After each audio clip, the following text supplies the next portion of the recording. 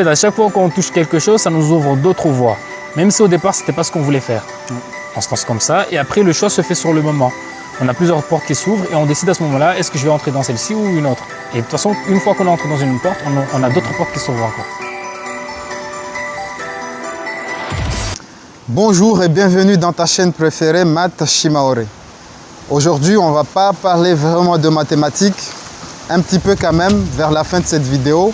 On va parler un peu de mathématiques, donc reste attentif. On va plutôt parler aujourd'hui d'orientation, car l'orientation est un enjeu majeur pour la réussite d'un élève. C'est un choix décisif et qui va influencer son insertion professionnelle et sociale.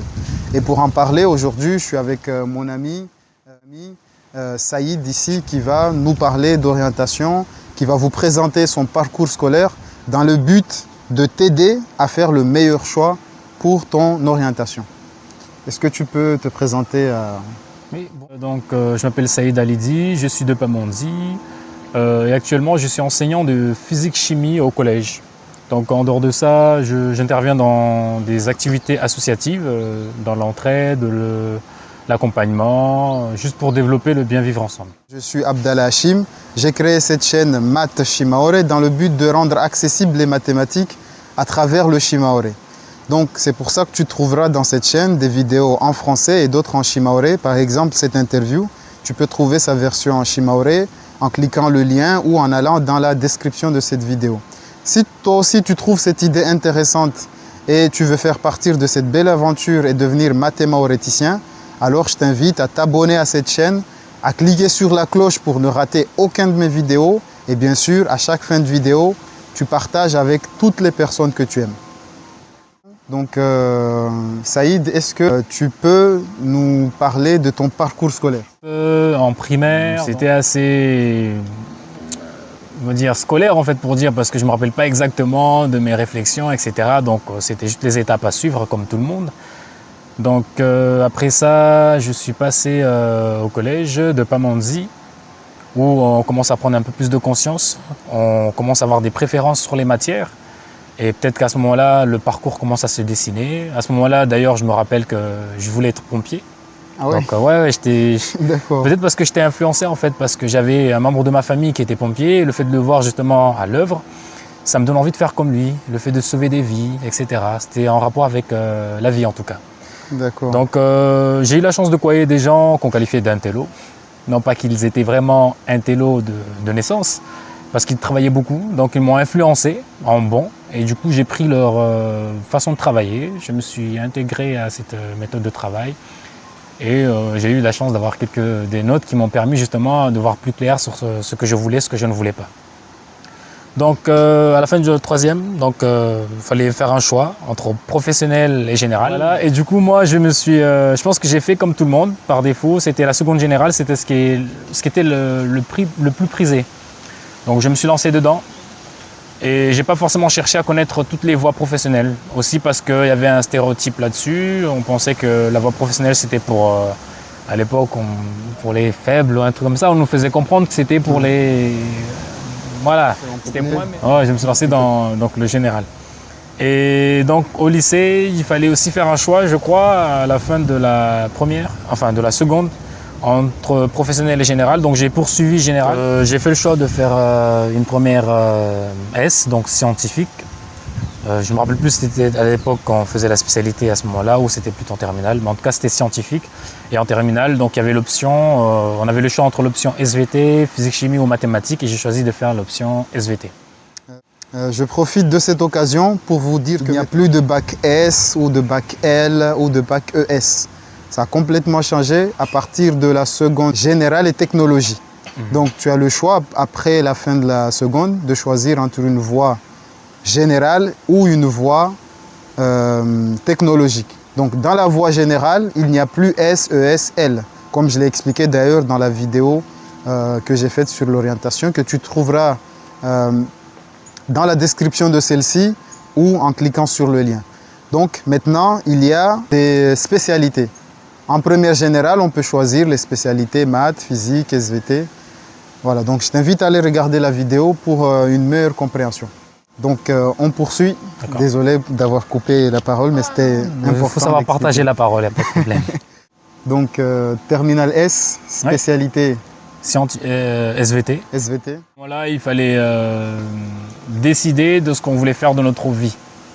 Voilà, c'était un peu compliqué à ce moment-là parce que 17 ans, 18 ans, savoir exactement ce qu'on veut faire du reste de sa vie. Bon. Donc je pense que moi, en tout cas, pour ma promotion, j'ai pas eu la palette de tous les choix qu'on avait à ce moment-là. Donc on nous a pas forcément tout présenté. Et donc moi, je me suis basé sur ce que je voyais en pratique, les métiers que je connaissais.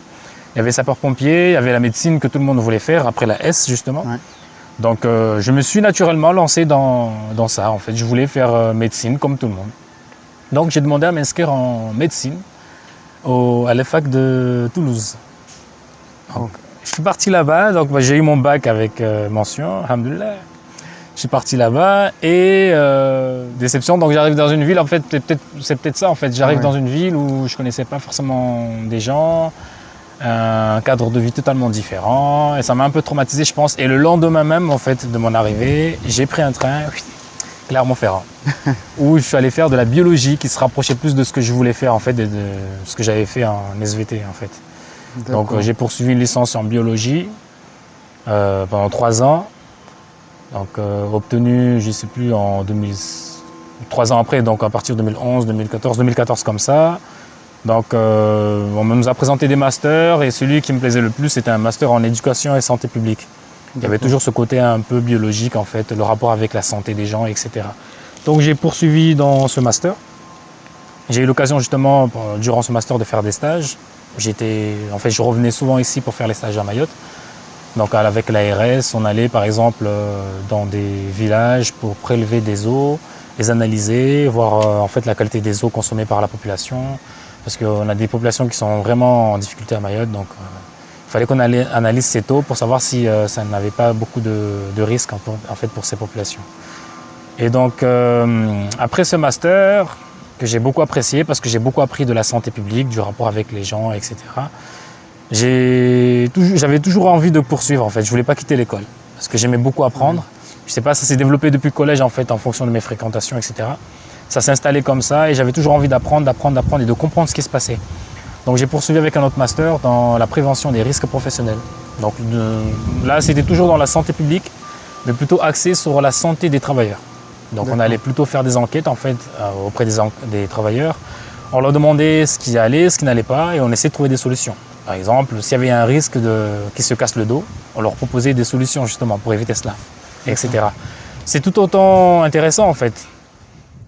Donc en fait, pour revenir vraiment au premier choix, c'était pompier.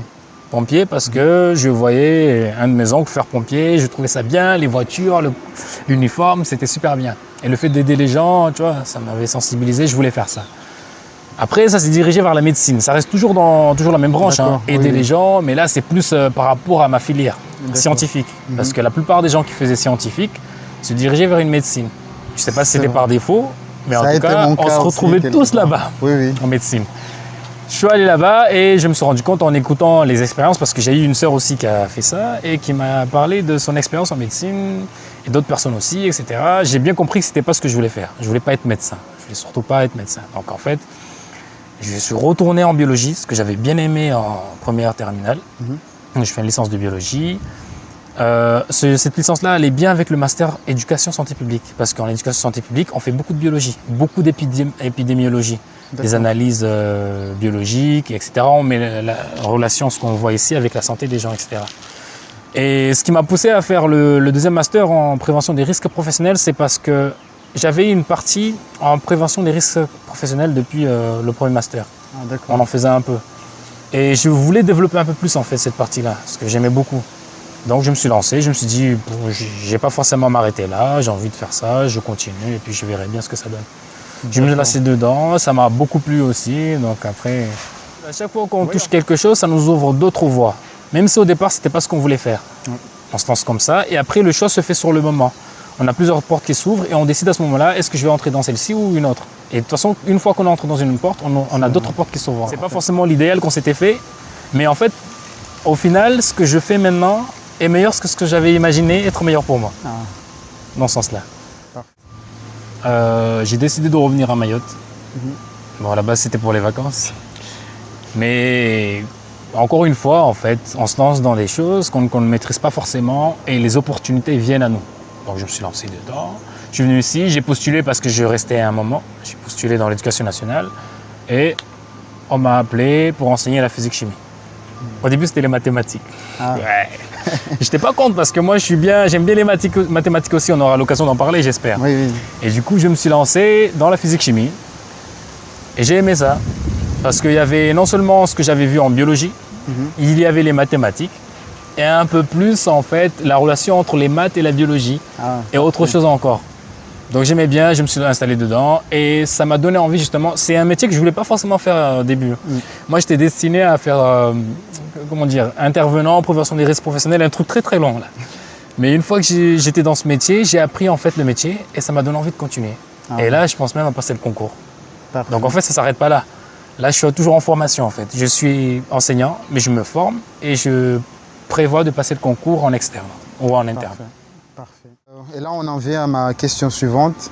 Est-ce que tu peux présenter le métier que tu fais? Ok. C'est un métier, franchement, certains disent que c'est le plus beau métier du monde. Why not? Pourquoi pas? Ben oui. Pour Van Damme. Bref. Pour dire en fait que c'est vrai qu'il y a beaucoup d'avantages à être professeur, mais il faut beaucoup de patience. Et en fait, c'est surtout parce qu'on aime faire ça. On aime essayer de débloquer des difficultés justement. Parce que faire prof, en fait, c'est essayer de transmettre un savoir, un message à une personne qui ne l'a pas encore, mais sachant que cette personne-là peut l'avoir. Donc, on va chercher des moyens pour faire comprendre à cette personne ce message-là. Je résumerai ça comme ça. Est-ce que ton métier est en parfaite adéquation avec ta formation? Monsieur, je vais vous répondre. Non, non, pas parfaitement. Mais c'est vraiment intéressant parce que comme je disais, j'avais un idéal qui n'est pas vraiment ce que j'ai là, mais il s'avère que ce que je fais là me plaît mieux. En fait, c'est qu'il n'est pas en parfaite adéquation, mais il y a parmi tout ce que j'ai fait, il y a beaucoup de choses qui m'aident en fait pour ce métier. C'est-à-dire que c'est comme si je disais que parmi tout ce que j'ai fait, en fait, c'était un grand bagage qui me permettait de faire plusieurs métiers.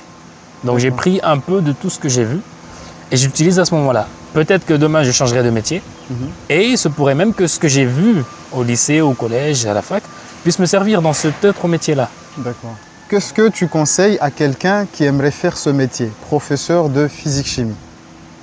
Quel parcours peut-il suivre s'il y a un des élèves qui nous regarde ici et qui aimerait faire ce métier, professeur de physique-chimie? Tu lui conseilles de suivre quelle filière? À partir de la troisième. De la troisième. Ouais. Alors, une seconde générale, donc à choisir entre technologique, c'est la même chose là. Une seconde générale et technologique. Donc, seconde générale et technologique. Ensuite, il y a, en première, si j'ai bien compris, il y a 3 options. Oui, en première générale, donc là, après la seconde générale et technologique, tu peux choisir donc une première générale plutôt qu'une première technologique. D'accord. Voilà. Et en première générale, il y a donc 3 spécialités, parmi lesquelles il y a les mathématiques, la physique, la SVT, l'histoire géopolitique, etc. D'accord. Donc tu conseilles à quelqu'un qui aimerait faire physique-chimie de suivre quelle spécialité en première? Donc en première, l'idéal ce serait de suivre une spécialité physique-chimie. Si on est capable de suivre, rajouter la SVT, donc spécialité SVT et spécialité mathématiques, parce que les 3 vont ensemble. Donc, si tu veux devenir professeur de physique-chimie au collège et au lycée, tu choisis la seconde générale. Ensuite, en première, tu choisis une première générale. Tu as le choix sur 3 spécialités. D'après Saïd, tu privilégies la physique-chimie, les mathématiques et la SVT. Oui. Ensuite, en terminale, on doit abandonner une des spécialités. Donc, tu conseilles d'abandonner laquelle de ces 3? Donc, par élimination, la SVT. Parce que les physiques-chimie vont avec les mathématiques. Il ne faut surtout pas les séparer. Mais si vraiment on a des difficultés en mathématiques et qu'on n'arrive pas à suivre, on peut toujours prendre les mathématiques complémentaires. Voilà, donc on peut abandonner les mathématiques spécialité, la spécialité mathématique, et garder un lien avec les mathématiques avec l'option maths complémentaire. Voilà, ça te permet de garder un lien avec les mathématiques tout en poursuivant la physique-chimie. Et la SVT du coup, on garde la SVT dans ce cas-là. Ou on peut changer d'option carrément. On peut. En fait, la SVT n'est pas indispensable pour faire la physique-chimie. Ça peut être optionnel, ça peut toujours aider à mieux comprendre ce qui se passe en physique-chimie. Mais il faut mieux privilégier les mathématiques. Parfait. Merci pour les mathématiques. Voilà, promotion de ça. Donc ensuite, à la fac, peut-être ce qui serait mieux, c'est une licence en physique-chimie. D'accord. Donc naturellement, licence en physique-chimie pour bien comprendre les concepts en physique-chimie.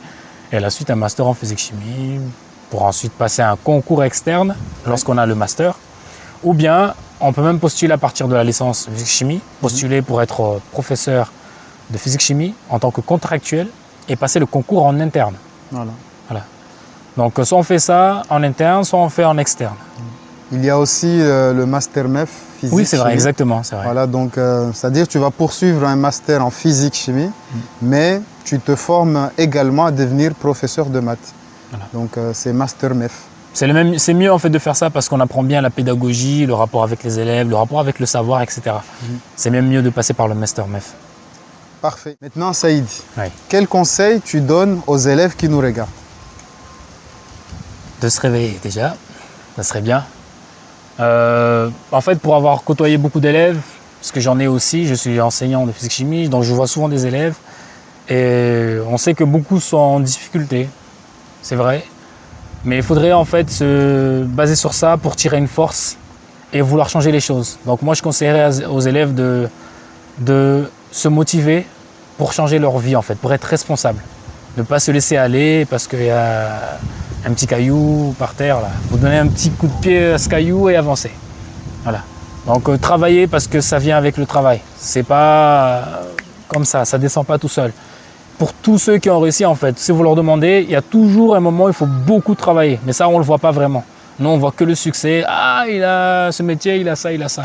Mais ils ont passé beaucoup de temps à travailler. Tout le monde, même toi. Naturellement. Voilà, naturellement. Bon, par rapport à l'orientation, quel conseil tu donnes aux parents qui regardent cette vidéo? Déjà un peu de souplesse, parce que en tout cas, je vois beaucoup d'élèves sous pression. Ils sont tellement pression, ils ont tellement envie de remplir le rêve de leurs parents qu'ils oublient leur rêve en fait. Et du coup, ce qui fait qu'ils arrivent à un stade où ils font quelque chose pour les parents et ça ne les motive pas du tout. Ça ne les donne pas envie d'aller loin, de comprendre la chose. Ils le font mécaniquement pour avoir des bonnes notes. Des notes des fois qu'ils ont en trichant. Parce qu'ils veulent simplement avoir des notes, ils ne comprennent même pas pourquoi ils le font. Donc peut-être un peu de souplesse et un peu plus de suivi, un peu de compréhension sur ce que l'enfant veut faire. Et puis n'hésitez pas en fait à contacter les parents, les professeurs j'ai envie de dire. Si vous avez besoin de plus de conseils en fait pour le suivi de votre enfant. On arrive à la fin de cette interview. Saïd, quel message tu as envie de faire passer aux gens qui nous regardent? Un message à faire passer, responsabilité. Il faut que chaque élève comprenne qu'il est le leader de sa vie. Il ne faut pas attendre que les gens viennent changer votre vie. C'est maintenant que ça se fait. Donc décidez, prenez les choix qui vous conviennent. Et surtout ceux qui vous motivent le plus. Donc n'attendez pas qu'on vienne vous donner un métier qui ne vous plaît pas. Choisissez votre métier tout de suite. C'est en travaillant à l'école. Voilà, on a fini cette interview. Moi, mon conseil est le suivant. Ne garde pas cette vidéo tout seul. Partage-la avec toutes les personnes que tu aimes, les élèves, les parents d'élèves aussi. Ils ont besoin de voir ce genre de témoignages pour avoir une meilleure idée de l'accompagnement de leurs enfants. Ce qui va suivre maintenant, tu n'es pas obligé de le suivre. On va parler de mathématiques. Donc si tu sens que c'est bon, tu as eu ta dose, tu peux zapper et passer à regarder, va sur YouTube ou va faire sur Facebook, va faire autre chose. Si les mathématiques t'intéressent, reste jusqu'à la fin. Donc ma question simple sur les mathématiques, quelle est ton opinion sur les mathématiques? Plutôt bonne, j'ai toujours eu une bonne opinion des mathématiques. Je pense qu'elles sont même... elles sont essentielles. Je ne dirais pas indispensables, mais elles sont essentielles en tout cas parce qu'elles me servent depuis tout petit jusqu'à présent. Je ne passe pas une journée sans utiliser les mathématiques. Dans mon métier, j'utilise des mathématiques. Au quotidien, il n'y a que des mathématiques. Et là, on est en train de calculer le temps, il y a des mathématiques aussi. Donc en fait, que des mathématiques. Hein. À quel moment tu peux dire que tu as arrêté de faire des mathématiques de façon scolaire? Ça va être compliqué parce que moi je suis toujours à l'école. J'ai arrêté mes études effectivement, mais j'enseigne. Donc j'utilise toujours des mathématiques de façon scolaire. Ok, donc parfait. depuis tout petit, depuis la primaire jusqu'à maintenant, mathématiques. Est-ce que les mathématiques t'ont apporté quelque chose dans ton quotidien? Là, on n'est pas dans l'espace scolaire, Oui. dans le cadre scolaire, on est dans le quotidien de la vie de tous les jours. Qu'est-ce que ce que tu as appris à l'école te sert au niveau des mathématiques? Moi j'ai envie de dire, de toute façon c'est au quotidien pour moi en tout cas, parce que j'ai même des calculs perso à faire et puis j'utilise toujours des mathématiques. J'ai ma calculatrice, je peux faire les calculs moi-même. Est-ce que tu peux nous décrire une situation quotidienne dans laquelle tu utilises les mathématiques? Bon, prenons simple, hein, celui que tout le monde connaît, on va dans un magasin, il y a les soldes. Promotion, 30%. On ne va pas payer 30 €. Hein. 30%, il faut faire le calcul de 30% du prix initial. Donc ça m'aide déjà à comprendre ça facilement. Et même pour gérer le budget, pour partager, etc., on a 5 amis, avec 50 €, on fait comment? Voilà. Si on ne sait pas, on se fait arnaquer. Ou on vole sur les autres. D'accord. Donc en fait c'est tous les jours pour moi. Que ce soit par rapport... Il y a des chiffres partout en fait, en tout cas. Ici, on a fini le bonus ici. L'objectif était que tu puisses te rendre compte. Si tu as l'idée d'abandonner les mathématiques après la seconde générale et technologie, tu peux le faire, mais réfléchis bien à tout ce que les mathématiques t'apportent dans la vie, à tout ce que les mathématiques servent à la vie de tous les jours. Donc réfléchis. Tu peux abandonner les mathématiques, mais pense à est-ce que ça ne serait pas mieux de faire l'économie du savoir, à savoir que peut-être que plus tard j'en aurai besoin, ou voilà. Non. Maintenant vous avez le choix d'abandonner les mathématiques ou de les garder, mais réfléchissez avant de faire ce choix. Voilà, on a fini là pour aujourd'hui. Donc je te rappelle qu'il y a plein de ressources qui peuvent t'aider à faire le choix, le meilleur choix. Il y a les sites internet comme Eduscol, Onicep, et d'autres, Horizon 21. Donc il y a plein de sites qui peuvent t'aider à savoir déjà quelles sont les possibilités qu'il y a et comment et pourquoi choisir telle ou telle filière.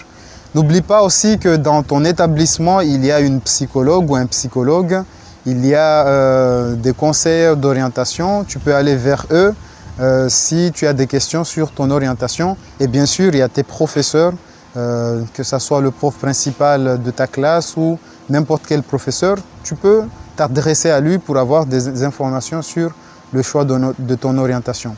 Il y a aussi la Cité des métiers à Mayotte, il y a une Cité des métiers à Mamoudzou, il y a l'association des parents d'élèves. Donc il y a plein de ressources, il ne faut pas hésiter à utiliser ces ressources. Et bien sûr, il y a la chaîne Math Shimaore, car je vais continuer à faire ce travail de témoignage pour t'aider à faire le meilleur choix. À bientôt dans une nouvelle vidéo de Math Shimaore. Au revoir, merci. Merci, À bientôt, Achille.